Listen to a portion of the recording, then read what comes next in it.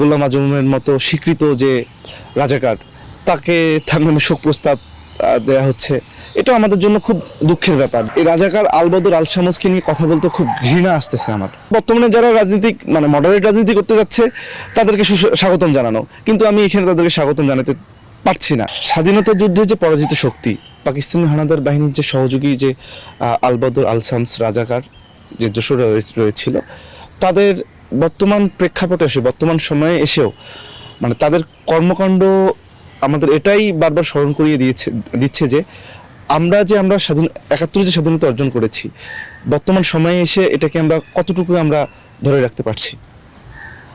আপনারা আজকে হয়তো খেয়াল করবেন যে বর্তমান জামায়াত আমির রয়েছেন, ভদ্রলোক আমাদের জাতীয় যে বীর রয়েছেন যাদেরকে তাদের শ্রদ্ধা জানানোর জন্য সাভার স্মৃতিসৌধে উপস্থিত হয়েছিলেন, কিন্তু উপস্থিত হয়েছিলেন হয়তো বা তার ভেতরের যে অনুপ্রেরণার জায়গা থেকে, তাদের রিগ্রেটের জায়গা থেকে হয়তো উনি ওখানে গিয়েছিলেন। কিন্তু আমরা দেখলাম যে স্মৃতিসৌধের যে বাহিরের যে অবস্থান, তার জামায়াতের যে নেতাকর্মীদের অবস্থান, আনন্দ মিছিলের টাইপের আর কি, তারা মিছিল নিয়ে শুভেচ্ছা স্বাগতম দিয়ে যাচ্ছিল। এটা আসলে খুব বর্তমান প্রেক্ষাপটে এসে বর্তমানে আমাদের খুব পীড়া দেয়।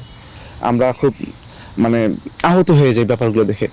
সাম্প্রতিক সময়ে জাতীয় সংসদে গোলাম আজমের মতো স্বীকৃত যে রাজাকার তাকে তার নামে শোক প্রস্তাব দেয়া হচ্ছে, এটা আমাদের জন্য খুব দুঃখের ব্যাপার। রাজাকার বলে আমরা যাদেরকে চিনি তাদেরকে এসে জাতীয় সংসদে তাদের নামে শোক প্রস্তাব হবে, এটা আসলে আমাদের জন্য আসলে দুঃখের বিষয় এবং হতাশার একটা বিষয়।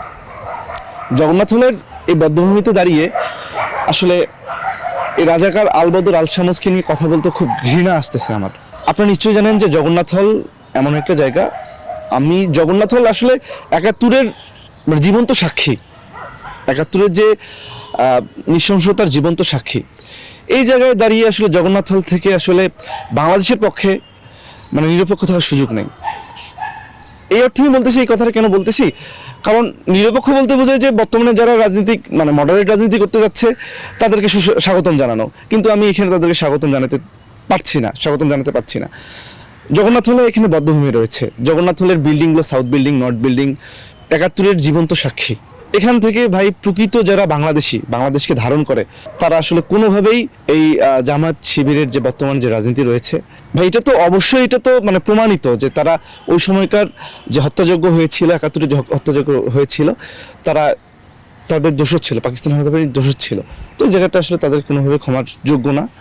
এবং তাদের যে বর্তমান যে অ্যাক্টিভিটিগুলো হচ্ছে, যে তারা জাতীয় স্মৃতিসৌধে যারা ফুল দিতে যাচ্ছে বা শ্রদ্ধা নিবেদন করতে যাচ্ছে, এটা আমি আইওয়াস ছাড়া অন্যভাবে দেখি না আর কি। দেশে দেশে সবার সাথে দ্য নিউজ।